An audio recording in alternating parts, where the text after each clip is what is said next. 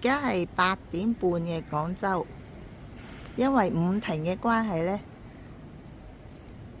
成條街就好靜喎，一啲人都冇，但係就風唔算太大，雨又有雨嘅，但係又暫時有時落有時唔落，咁條街啲人都有行嘅，但係就好平靜咯，個個都冇出街。咁就欣賞一個平靜嘅廣州北京路街頭。咁呢一邊係啲舊城區就唔拆㗎啦。咁呢個方向啦，直行呢就係去到天字碼頭嘅，沿住呢個陶陶居標誌。啊！呢間大紅螺絲粉去打風去開喎。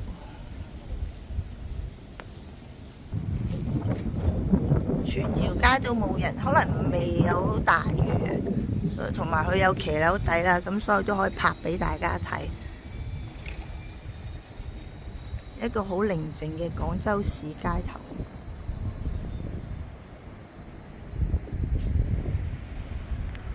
平時人來人往嘅北京路啊、文明路。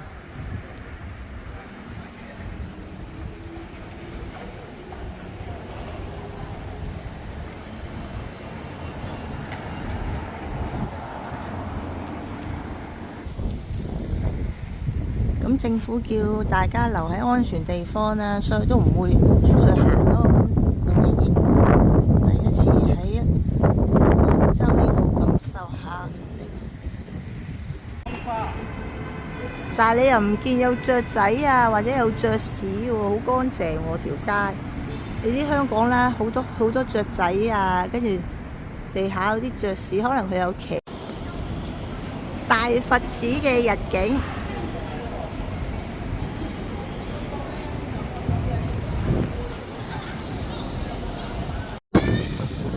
大佛寺嘅夜景打卡必到嘅。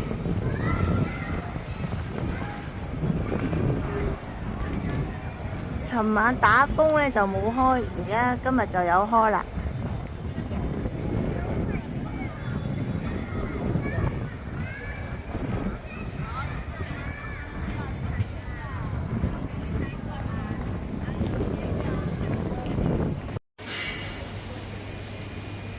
嚟咗呢間潮來海鮮新食坊。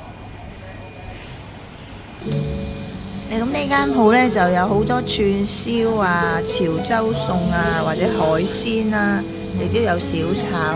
咁嗌咗呢個係椒鹽花螺，叫咗啲串燒啦，呢個石子娃娃菜、大黃花燒大黃花魚。總括呢餐呢，我覺得都好好食咯。咁譬如10分滿分啦，我覺得我會俾9分啦，因為覺得幾啱香港人口味啊。咁佢啲串燒啊，或者啲椒鹽呢，都貼近廣東人嘅口味咯。咁佢啲串燒呢，佢會問你要咩辣度啦。咁好似我話微辣，咁佢真係做咗個微辣。又唔會有過多嗰啲調味粉咯，譬如有啲重慶麻辣串燒呢，啲味就好濃，就冚過晒，即係佢啲調味就會冚過晒啲食材味道，但係呢度唔會咯，我會食到食材嘅原本嘅香味啊、鮮味啦。咁好似呢條魚啦，係大黃花，咁我食到都係黃花魚嘅味道咯。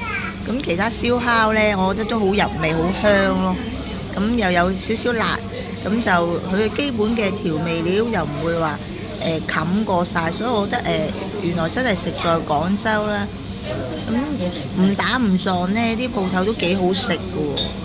咁可能有時下次再嚟廣州，可能都唔需要刻意去話去邊間，可能求其揾一間，成條街呢，成條街啊，每一條街都係食肆嚟㗎喎。